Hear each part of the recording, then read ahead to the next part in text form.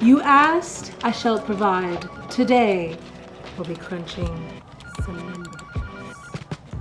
Welcome to my office, where today we will be discussing how much I have spent on my homestead in 2026.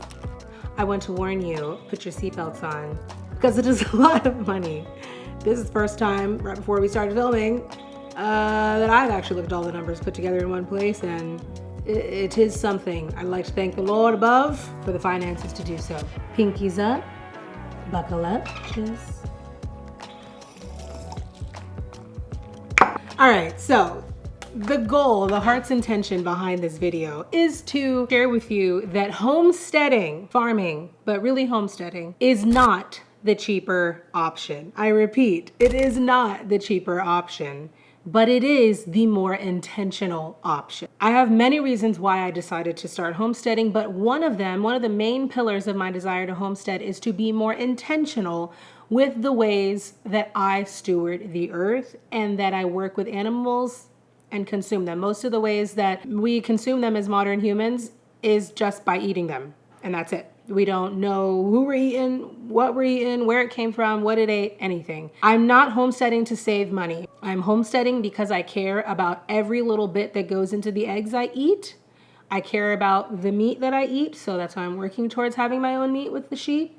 I'm working towards the herbs that I cook with, the tomatoes that I saute, all of that. I find a lot of joy out of the seed becoming the pasta. So without further ado, the numbers. We're gonna start with the sheep. Buying my sheep was quite expensive. Each female was $450. I got 3 females because sheep are herd animals, so you cannot just have one sheep. It probably won't be very happy. I think on some farms, if you had them with goats and horses and like they had other animals to be together, that might work out. But for me, I had to get at least 4 sheep to turn them into a micro herd to help them to feel safe with each other. So 3 females at $450 each and 1 male at $650 each for the male. Males cost more because they kind of anchor the flock of sheep and you need them to breed. Couldn't have the sheep without having somewhere to put them. So when I got my Premier One electric netting fencing,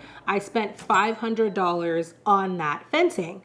The fencing came in 2 parts. I ordered 2 parts because I wanted 2 100 feet pieces of fence to connect together to build my pasture that moves every 2 weeks. So each piece was $250 and I made a $500 purchase. I'm actually about to order, I'm waiting to get off of their wait list because they were back ordered, to get another 2 pieces, and that's going to be an extra $500. So then that will be a total of $1,000 spent in sheep fencing. Something that I feel like had to be mentioned because it is I felt like it was really important, and I learned that after the fact, was a sheep hay rack, something that you see farmers put the cattle or any animal that's grazing outside, they put a big bale of hay inside of.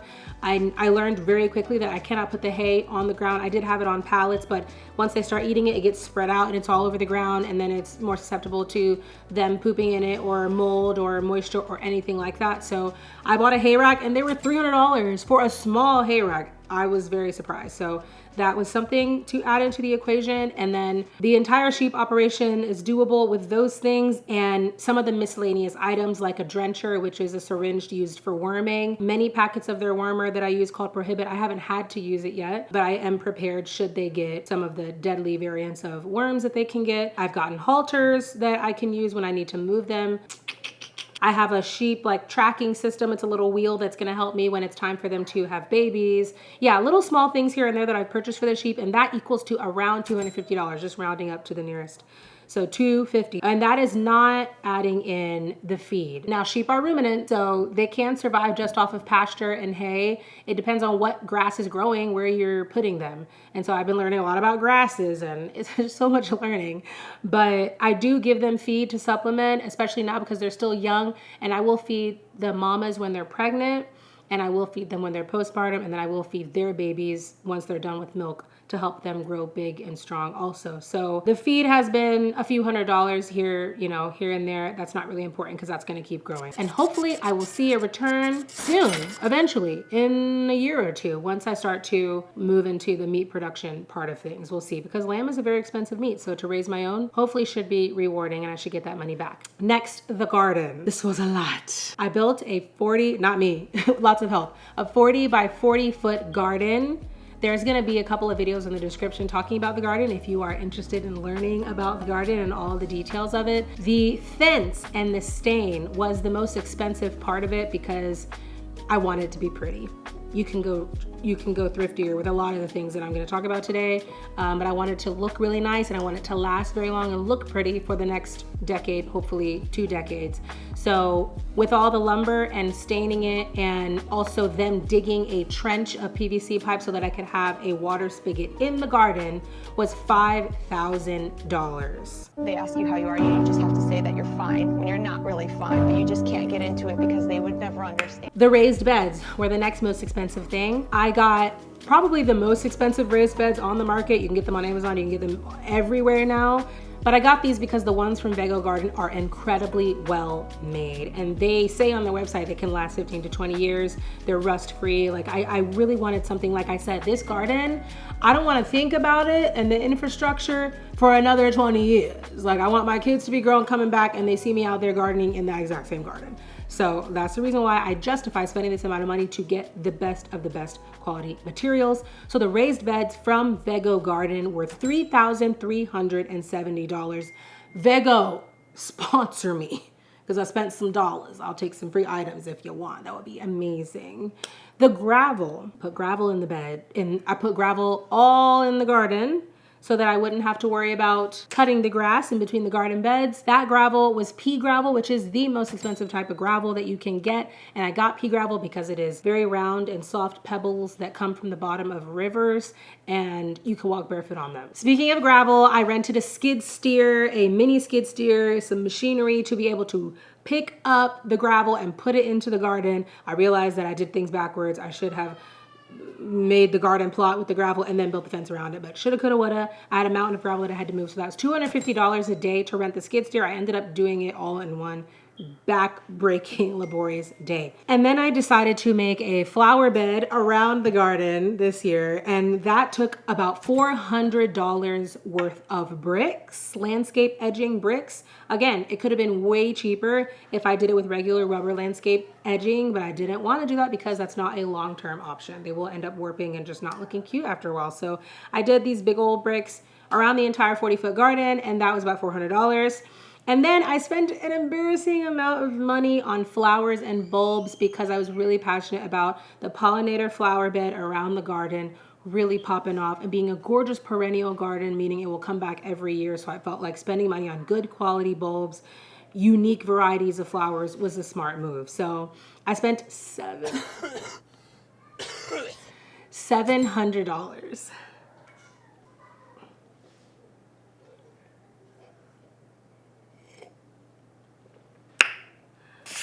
On flowers and bulbs. We don't have to talk more about that. The total for the garden is $11,420. Am I ever gonna get a financial return in that? I don't know, y'all. No. It's gonna be 20 years of eating tomatoes out of there before I finally get my $11,000 back. I do it for the love. I do it for the love. And I do it because I know exactly where my tomatoes came from, okay? Last but not least, this year I spent a significant amount of money on the chickens, and 2 things. I cleared land for them to be able to have their own fencing. So clearing the land was $2,000. It's very expensive to get land cleared, especially land that is a lot of trees and woods and brush like they had to clear over there, deep woods. $2,000, and then building the chicken fence in that spot was another $1,500. And I could have gone way cheaper. It would have been closer to like $900 to $1,000 if I decided to go with the cheaper fencing route, but again, it would have been a little ugly. So I went with a more expensive option with big, pretty wooden posts that was gonna look nice and I could put lights on the top and all of that. So $1,500, and the total cost for upgrading the chicken setup was $3,500. That was clearing and new chicken fence. That brings our grand total to 17,000.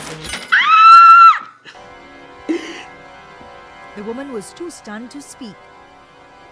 It's not the cheaper option. It is the more intentional option. If you didn't know why I was doing homesteading before, now you know I do it because I love it and not because I make money.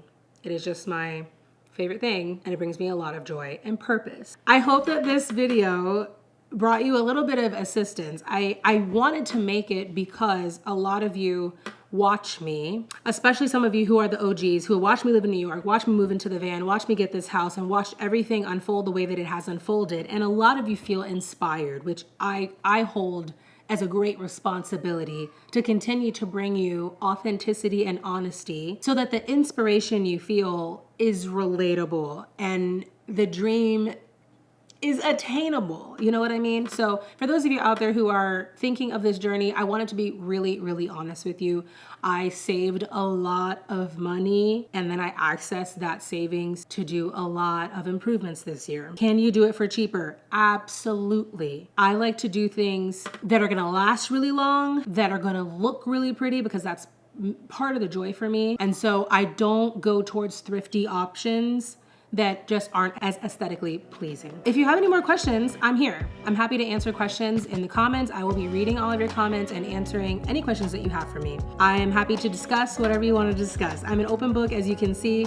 I think it's really important to be very honest because we can watch all of these things unfold on YouTube and Instagram and TikTok and these beautiful homesteads, and they spent money.